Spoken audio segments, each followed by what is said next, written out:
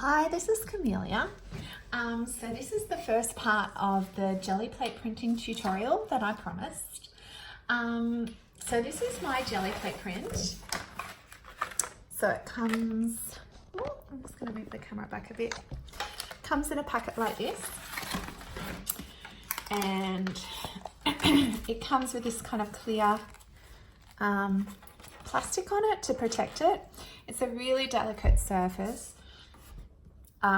You have to be really careful that you don't scratch it, or even when you're putting things on to make stencils, because if you do make a mark on it, it will reprint that mark forever. So you really want to look after it. I've seen Gelliplate prints that even had someone had used newspaper on it, and I'm not sure what happened, but the newspaper kind of glued onto the plate, and then that printed. I mean, look, they do get dirty, which doesn't affect it, but it's more like the marks, the scratches and indentations that you want to be really careful of. So I just thought I'd go through what you actually need. So you need a Gelliplate print. You need a brayer. So this is called a brayer. This is just a really cheap one. I think it was like $20 or $30.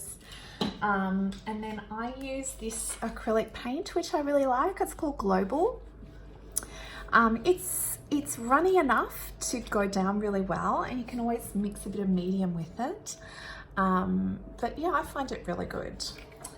And the other thing is I've got some objects that I'm going to use to create different textures in the artwork.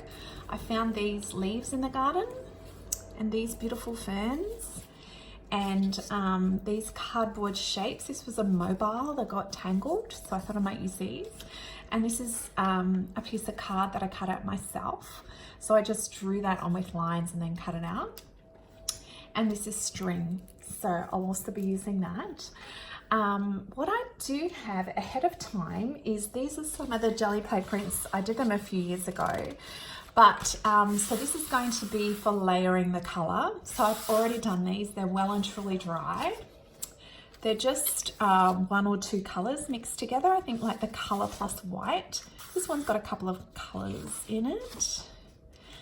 So this will just be a really nice background for us to use our stencils on, and it's really nice working with a dry piece of paper, because you can see if the print's wet and then you try and go on again, that can kind of like double imprint on the paper, and it kind of gets a bit messy.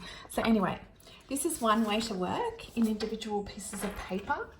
And then another way that's really great to work, if you have a journal and you just want to put a whole heap of coloured backgrounds on the paper, you can just work really, really quickly. It's even great to have this if you're doing like a finished piece of artwork and there's paint on the plate.